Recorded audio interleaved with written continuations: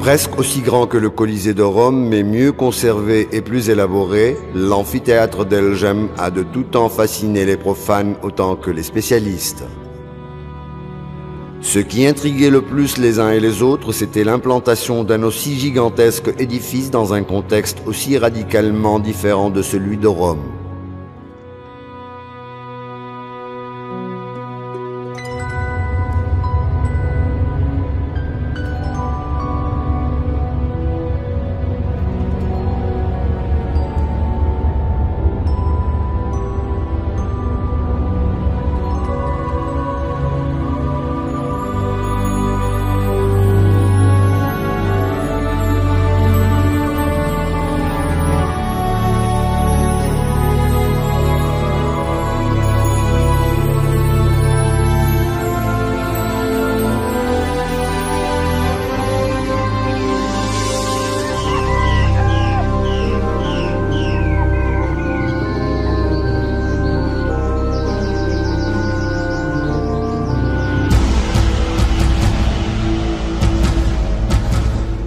Ce magnifique colisée implanté en plein désert était-il le produit du caprice d'un empereur en mal d'excentricité, cherchant à défier la logique ou à glorifier à sa façon et pour l'éternité la puissance de Rome?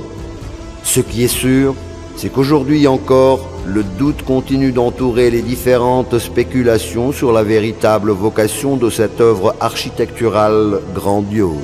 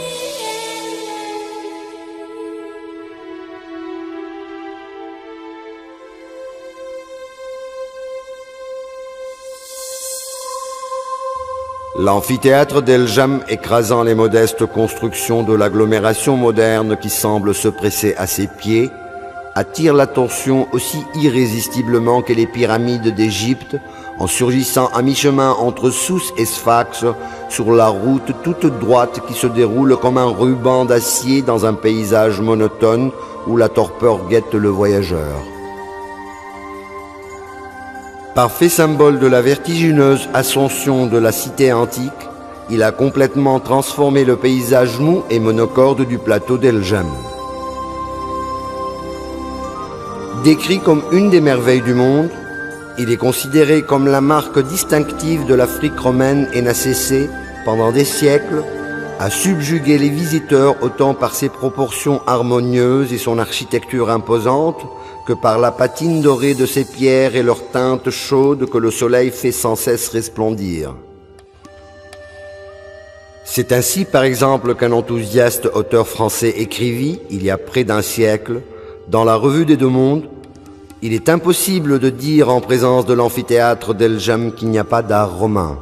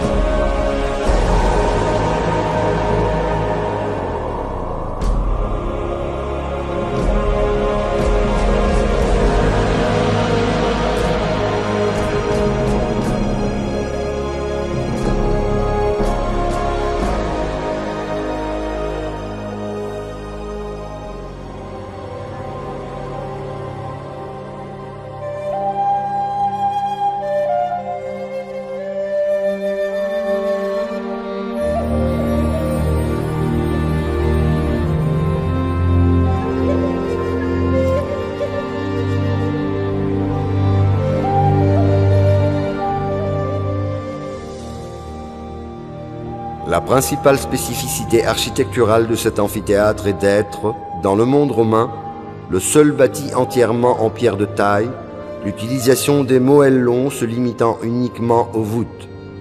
L'usage de la brique, si répandu au Colisée de Rome et dans la plupart des autres monuments, est totalement absent ici. Aussi, l'édifice tisdritain s'impose-t-il particulièrement par son profil très massif qui le différencie de toutes les autres et qui est dû à l'épaisseur des murs et des piles, à la faible saillie des entablements et à une nette prédominance des pleins sur les vides. Sans doute est-ce là l'effet du caractère friable et peu résistant à l'écrasement de la pierre utilisée, un grès du mer provenant des carrières de Régis, près de Mehdia, ou le résultat de la limitation poussée de l'ornementation qui est en parfaite harmonie avec l'ampleur des volumes architecturaux. Dès lors, la façade du monument paraît particulièrement imposante avec ses arcs de plein cintre, soutenus par des piles massives décorées de colonnes engagées de style corinthien au premier et au troisième niveau et composites au second. Haut de 36 mètres, l'édifice tisdritain est aussi le seul, avec le Colisée de Rome, à conserver une façade à 3 étages en bonne partie intacte. Les autres amphithéâtres aux structures similaires ayant été plus ou moins détruits et les plus petits, parfois mieux sauvegardés, n'avaient que 2 étages seulement, comme Anime, Arles ou Pula.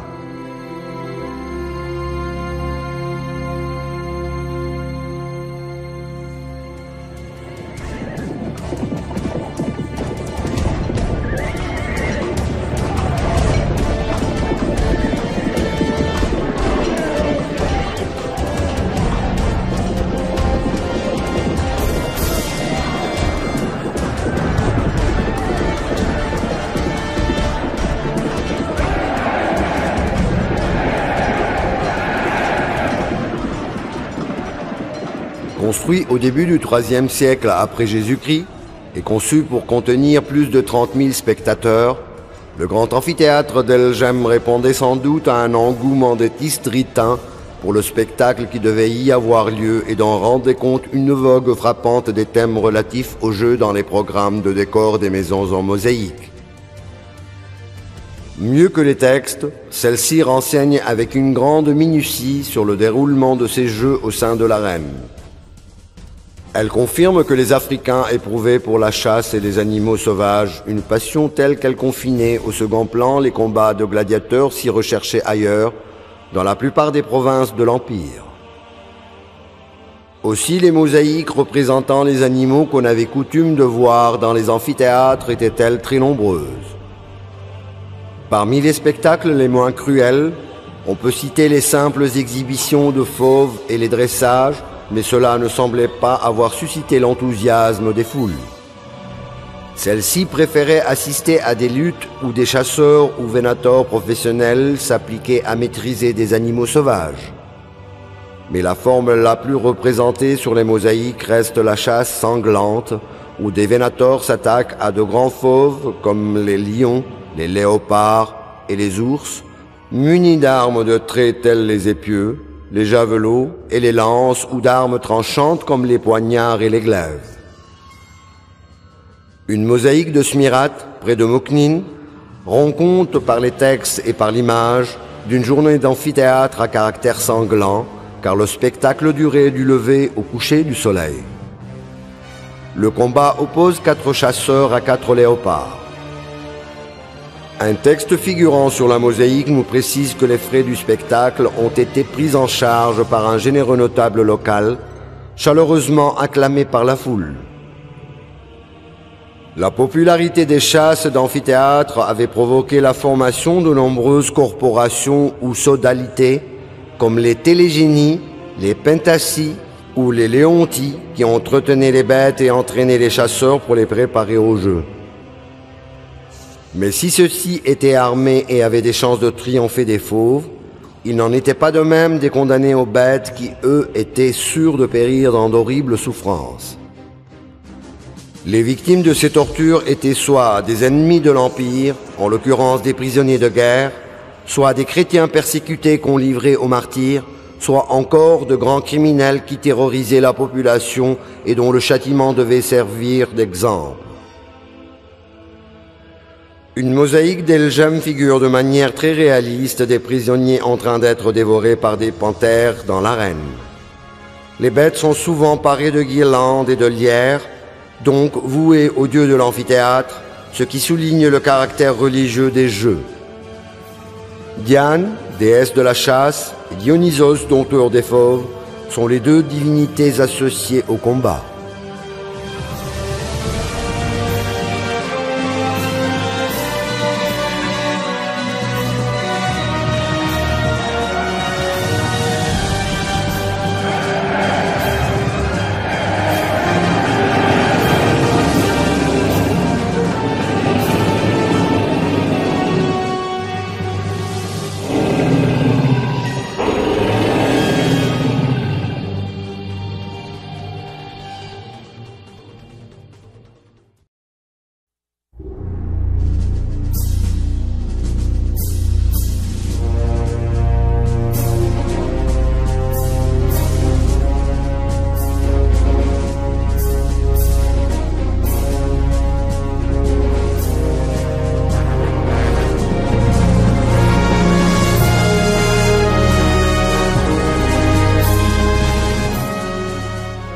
Cependant, dès la fin de l'Antiquité, l'amphithéâtre de Thysdrus perdit cette fonction première.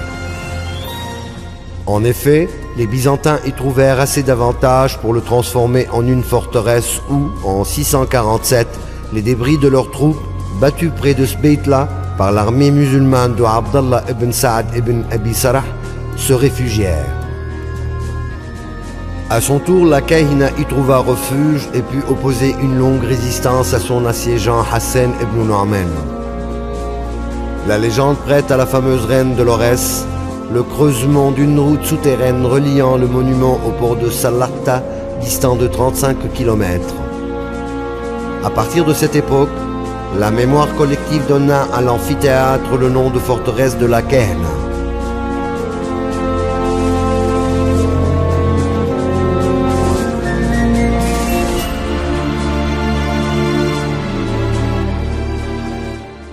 Au début du XIIIe siècle, le prince almoravide Ibn Rania y assiégea des ennemis au cours de sa tentative de s'emparer du pays. Ses adversaires, selon la légende, le narguèrent en lançant sur ses soldats des poissons frétillants pour le convaincre de la vanité de son ciel. À l'époque moderne et contemporaine, à 2 reprises au moins, l'amphithéâtre continua à servir de forteresse accueillant des tribus locales révoltées contre la politique fiscale des beys de Tunis. En 1695, ces tribus s'insurgèrent contre Mohammed Bey et se retranchèrent à l'intérieur de l'édifice. L'armée beylicale eut beaucoup de mal à les déloger et craignant un second retranchement, elle n'hésita pas à y pratiquer des brèches à coups de canon.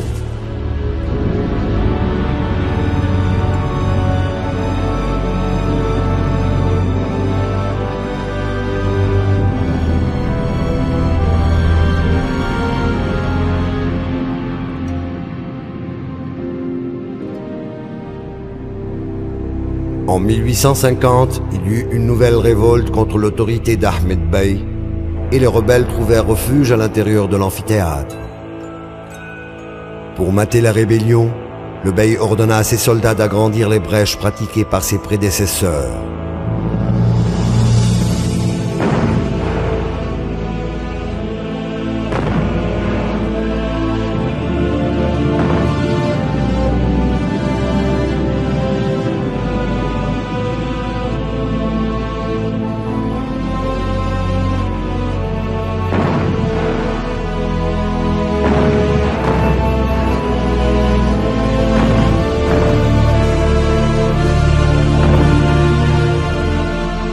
Depuis, la population locale utilisa le monument comme une carrière pour ses divers besoins en pierre.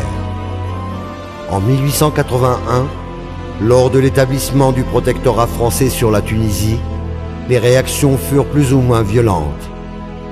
La plupart des insurgés de la région, surtout des tribus du sud, se réunirent dans l'amphithéâtre et décidèrent de résister à l'occupation française. Ils fabriquèrent de la poudre de salpêtre à l'intérieur du monument et en envoyèrent aux habitants de certaines localités voisines. Le général Augereau ne peut venir à bout de leur résistance qu'en 1882.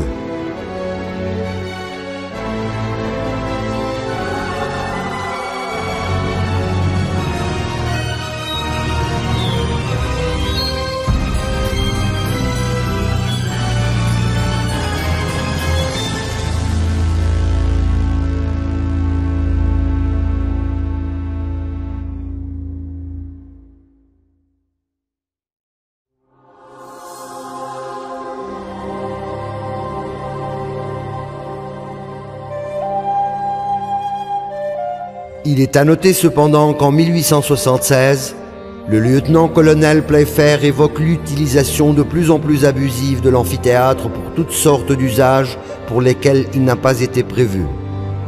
La galerie externe du rez-de-chaussée servait alors de grenier pour le blé et le fourrage des habitants.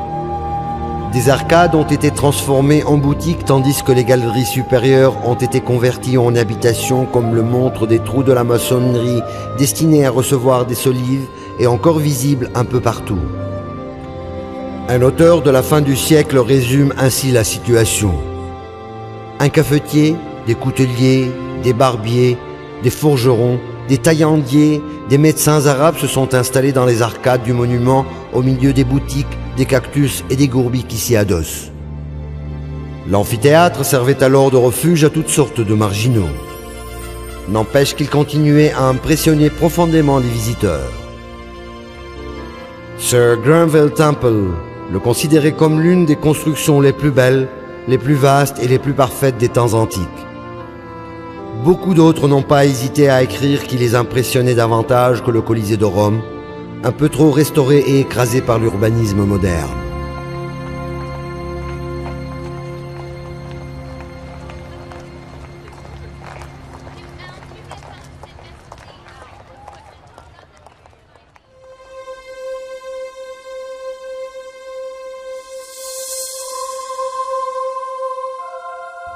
En tout cas, l'amphithéâtre survécut à toutes les agressions, qu'elles soient le fait du temps ou des hommes.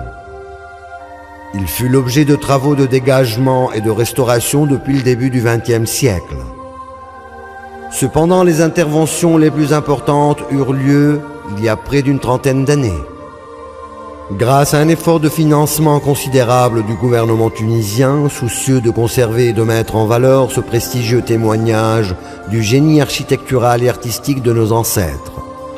Et grâce à l'aide de la fondation Gulbenkian, l'édifice a été sauvé d'un effondrement certain. Une minutieuse campagne de consolidation générale y fut menée, aboutissant à la sauvegarde de différentes parties du monument. La Tunisie ne ménage aucun effort en vue d'éliminer les risques de dégradation et d'assurer la solidité de l'édifice. En même temps, des travaux de restauration d'une certaine envergure ont été réalisés, tout en préservant l'esthétique et l'authenticité des structures anciennes. Un circuit de visite complet et diversifié a été établi, enrichi par la mise en place d'éléments antiques récupérés dans les masses de remblais qui se sont accumulés sur plusieurs mètres de hauteur autour de l'amphithéâtre tout au long des siècles. La restauration par tranches successives et en respectant les dispositions d'origine de milliers de places de gradins a permis la réanimation du monument et sa réinsertion dans le circuit de la vie culturelle. Un festival de musique symphonique et des galas populaires y sont ainsi organisés régulièrement chaque été.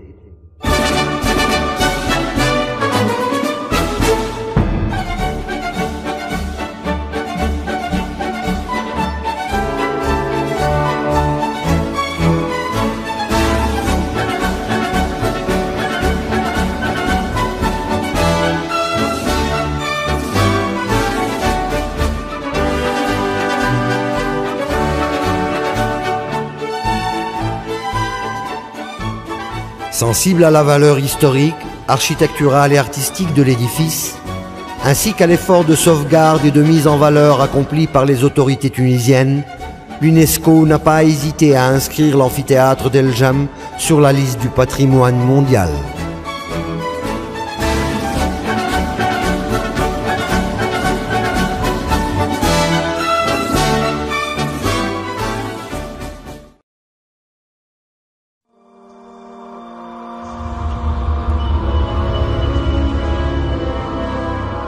Ainsi, ce monument particulièrement grandiose semble avoir été édifié pour résister aux outrages des siècles et triompher de tous les vandalismes, comme le laissait deviner l'admiration sans borne de certains explorateurs des siècles derniers. D'aucuns pensent qu'il est l'œuvre non pas d'une race d'hommes, mais de géants, et qu'il est trop colossal pour pouvoir être détruit, car ni les coups de canon, ni le pillage de ces pierres n'ont pu affecter sérieusement son allure. Pour d'autres, même s'il n'est pas éternel, son destin n'en est pas moins exceptionnel, et à côté de lui, le Colisée de Rome semble terni, imparfait et dépourvu de cette éternelle jeunesse qui caractérise le monument africain. En fait, ce monument majestueux s'effondrera sans doute un jour, mais entre-temps, la lumière du soleil qui est en lui et qui le couvre fait qu'il gardera toujours la gloire de sa jeunesse comme une éternelle jouvence de la grandeur.